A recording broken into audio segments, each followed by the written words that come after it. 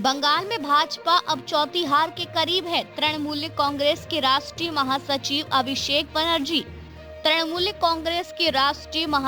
अभिषेक बनर्जी ने सोमवार को लोकसभा में भाजपा पर निशाना साधते हुए कहा कि उसे पश्चिम बंगाल में लगातार 3 चुनावों में हार का मुंह देखना पड़ा और अब चौथी हार भी करीब है।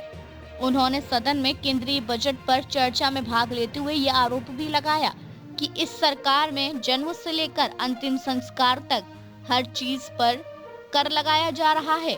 डायमंड हार्बर से लोकसभा सदस्य अभिषेक बनर्जी ने कहा कि बजट में पश्चिम बंगाल का नाम भी नहीं लिया गया।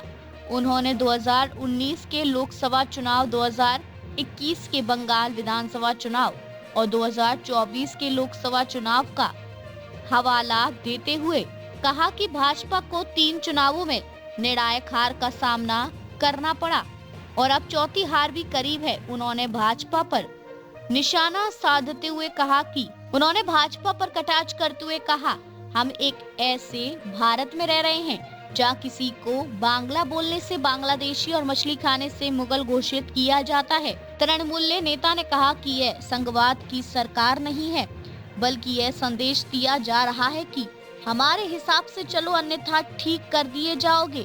सांसद ने मतदाता सूचियों के विशेष गहन पुनरीक्षण का उल्लेख करते हुए कहा कि बंगाल में इस कवायद के दौरान 150 लोगों की मौत हो चुकी है और 1 करोड़ लोगों को चुनावी रूप से संदेह के दायरे में खड़ा कर दिया गया है। उन्होंने दावा किया कि समाज में नफरत फैलाने के मामलों में सरकार के स्तर पर कोई कार्रवाई नहीं की जाती है। अभिषेक बनर्जी ने कहा कि प्रधानमंत्री कहती हैं कि ना खाऊंगा ना खाने दूंगा, लेकिन भाजपा में शामिल हुए विपक्ष के नेताओं को वॉशिंग मशीन में पाक साफ कर दिया गया।